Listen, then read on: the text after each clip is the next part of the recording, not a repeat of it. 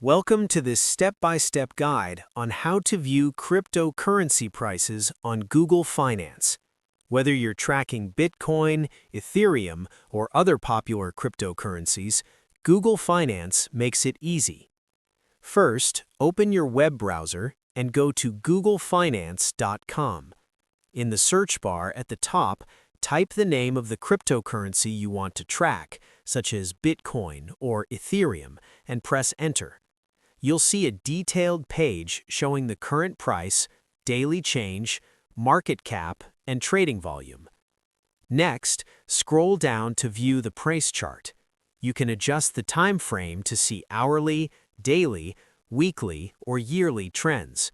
This helps you analyze market movements over time. If you want to track multiple cryptocurrencies, click the Add to Watch List button. This allows you to monitor all your favorite coins in one place, right on Google Finance. For even more details, explore the Market Summary and News sections.